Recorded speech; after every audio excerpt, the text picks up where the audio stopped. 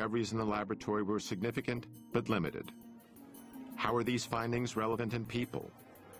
How do different types of foods affect cancer and other diseases? Campbell needed a large-scale population study.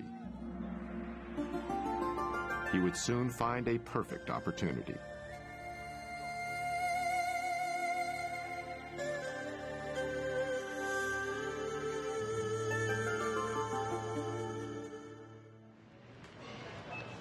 So mangoes are really good. They flavor things really Okay. nicely. That's something you want to get a riper one. Dr. Matt Letterman and his wife, Dr. Alona Pulde, are among a small but growing number of physicians who use a whole foods, plant-based diet as a primary treatment for their patients. From shopping with patients to teach them how to read nutrition labels. And I don't care what it says on the front, the back, or the sides. Look at the ingredients. Okay. And that's all I care about. To showing patients how to prepare meals. They are not your typical MDs. Doctors Letterman and Pulde use food as treatment because they feel it's the best medicine available. Medicine that not only makes their patients feel better, but that truly improves their health. In 1973, the U.S. Congress passed a new farm subsidy bill. Among other things, it included incentives that encouraged a massive increase in corn production. One of the major byproducts of this enormous corn surplus was a low-cost sweetener called high-fructose corn syrup. Companies could add this sweetener to anything from soda pop to hot dogs, and then make these products widely available at low prices. Processed sugars and other refined foods are far more calorie-dense than the whole plants they're made from. The dramatic increase in their use is a major reason why our food has become richer. To evolutionary psychologist and author Dr. Doug Lisle, the consumption of unnaturally dense foods is the main cause for the epidemic of obesity in America. It isn't that people become more self-indulgent. It isn't because they're lazier than they ever were. What's happening is that their mechanisms of satiation are being fooled. The process starts with a range of receptors in our stomachs that help us gauge how much food we've eaten. These include stretch receptors to help measure the sheer volume of food in our stomachs. We also have density receptors to help determine the caloric density, or what we more commonly call the richness of our food. For instance, 500 calories of natural plant food fills the stomach completely, triggering both our stretch and density receptors to signal our brain that we've had enough to eat. But 500 calories of unnaturally rich or processed food fills the stomach far less, deceiving these receptors into telling our brain that we need to eat more. Even worse is 500 calories of oil, which is almost pure fat, and barely triggers any response at all. The problem with weight management in humans is that if you make these foods completely artificial, which we do today, you wind up with a problem that people have to overeat just to be satisfied. But why do these concentrated foods that are so harmful to us give us so much pleasure? Dr. Lisle says the answer is related to a system called the motivational triad. This is a trio of biological mechanisms that nature has designed into every creature on Earth so they can survive to pass their genes on to the next generation. The first leg of the motivational triad is pleasure seeking. And primarily two things are the cause of that, and those two things are food and sex. So in the case of a great white shark, it's basically got a neon sign flashing across its forehead saying food, sex, food, sex, food, sex. Unless it's a male, then it says sex, food, but it's pretty much the same thing. The other two legs of the motivational triad are avoiding pain and doing everything with the least amount of effort. Pleasure-seeking, pain avoidance, and energy conservation, that really sums up animal behavior, whether we're talking about a paramecium under a microscope or a great white shark. Richer foods naturally excite our senses because it's nature's way of telling us they will provide the highest amount of dietary reward with the least amount of effort. This helped our ancestors find the most calorie-dense and ripe foods available, which contributed to our survival. But in today's environment, we can artificially increase calorie density well beyond what our ancestors would have found in nature. The resulting foods give us a hyper-normal amount of pleasure, leading us into something Dr. Lisle calls the pleasure trap. What the pleasure trap is an interaction between our natural instincts, which are trying to tell us the right thing to do, and some kind of artificial modern stimulation that is piggybacking or hijacking that process. So the classic example of the pleasure trap would be drugs and drug addiction. The way drugs work is they hijack the existing pleasure circuits. When certain chemicals hit those areas, they cause feelings of euphoria and excitement. The same drug-like effect happens when we eat highly concentrated, processed foods. We've removed the fiber, we've removed the water, we've removed the minerals, we've done everything that we can to hyper-concentrate sugar and fat and add a bunch of salt as well into the food. And now what the food has become is become a low-grade addiction. These things are drugs. They have other deleterious side effects, not the least of which is adding a lot of empty calories.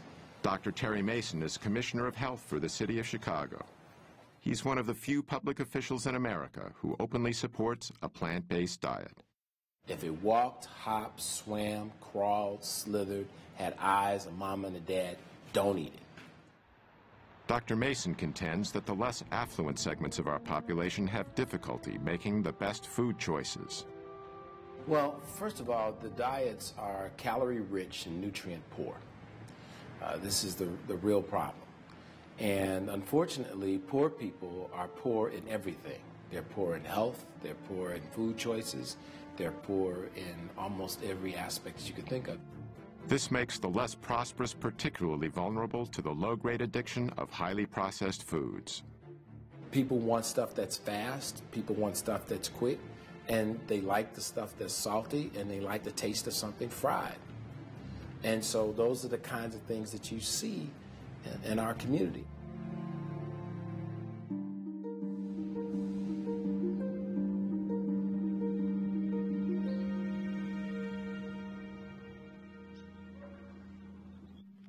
Sandera Nation lives in a quiet suburb in Cleveland, Ohio, with her 5 children. In October 2008, she was stricken by a strange illness.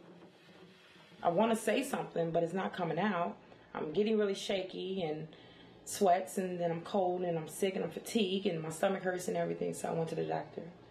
And that's when they diagnosed me with hypertension and diabetes. Like Joya Coyne, Sandera was treated with expensive prescription drugs. I was in denial for a while. I heard what they said, but I was in denial, like, I still ate things I shouldn't have. I didn't really get the education that I needed to know, so I really depended on that pill to save me. Then Sandera met with Dr. Esselstyn, who recommended that she treat her illnesses with a whole foods, plant-based diet. Let's come on in and we'll get to work. I was a little nervous, but he made it real easy for me. I was real interested in what he had to say and what he was going to teach me in the new journey that I would be taking with him.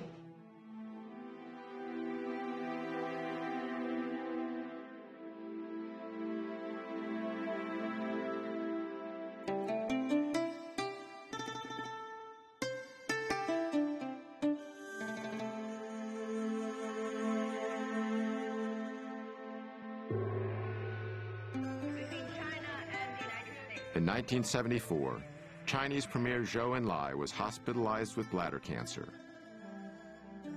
Knowing that his disease was terminal, he decided to give his country a more complete understanding of cancer.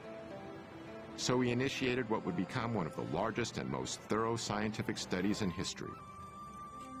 650,000 researchers cataloged the mortality patterns caused by several types of cancer for the years between 1973 and 1975. The study encompassed every county in China and over 880 million people. Zhou died in 1976, years before his study was complete. Okay, and you'll need how many shirts then? Probably 3? Yeah. Okay. Zhou Enlai's cancer study would ultimately have a major impact on what Dr. Campbell himself has called the capstone of his research.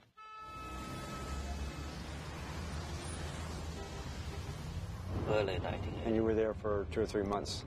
Dr. Junxi Chen is now senior research professor with the Chinese Center for Disease Control and Prevention. He first met Dr. Campbell at Cornell in 1980, when he was a member of the Chinese Institute of Food and Nutrition Science. The Cold War was just beginning to thaw, and Dr. Chen was among the first senior scientists from China to visit the United States. By then, Dr. Campbell had become one of the most distinguished nutritional biochemists in the world. When they discovered this book, a significant collaboration was born. This is the Atlas of Cancer Mortality in China. Published in 1981, the Cancer Atlas was the result of Zhou and Lai's nationwide study. It showed a highly unusual geographical distribution of different types of cancer in China, which tended to be clustered in certain hot spots. The same was true with cancer after cancer, and the counties with the highest levels were often far greater than the counties with the lowest levels. So, for example, esophageal cancer, according to this cancer map, the mortality has 400-fold difference among different counties in China. That's huge. Yeah, and I understood in the United States only several-fold difference. Maybe twofold. That's all we see. Yeah. So that caught our attention in terms of why. Because they are all Chinese. Genetically, they are all the same. And why they have so much difference in single cancer mortality. So we believe it has to be related to the environment, the big environment. And from our professional perspective, of course, it's diet and nutrition. Dr. Chen, he said, why don't we just go there and do a study? For Dr. Campbell, it was the opportunity he'd been looking for. Among other things, he could examine how his observations about liver cancer in Filipino children and the findings from his lab studies applied to a large human population. The project would consider 367 diet and health-related variables, making it one of the most ambitious nutritional studies ever conceived. Dr. Campbell and his associates carefully chose 65 counties scattered across China. These counties were mainly located in rural or semi-rural areas.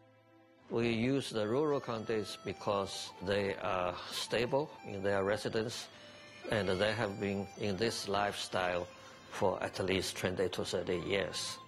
More than 350 workers were trained. They carefully surveyed the diet and lifestyle of 6,500 people in the chosen counties. Urine and blood samples were also taken. In 1983, Doctors Campbell, Chen, and their collaborators began to analyze the vast amount of information that had been collected. The job would take years.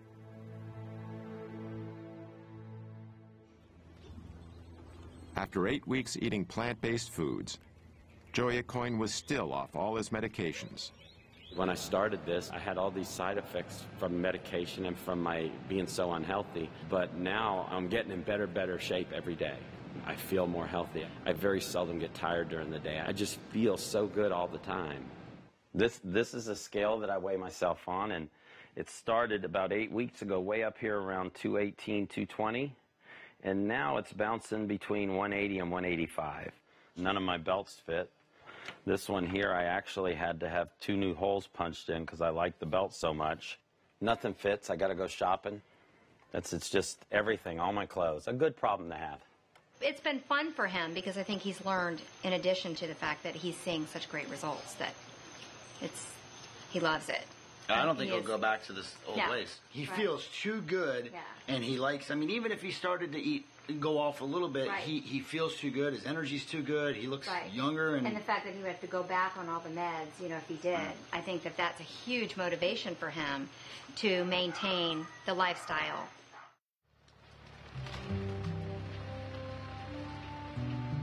In the mid-1980s, Dr. Caldwell Esselstyn was struggling to organize a study on coronary artery disease. His plan was to put a group of patients on a diet of low-fat plant-based foods, along with small quantities of low-fat dairy products and minimal amounts of cholesterol-reducing drugs.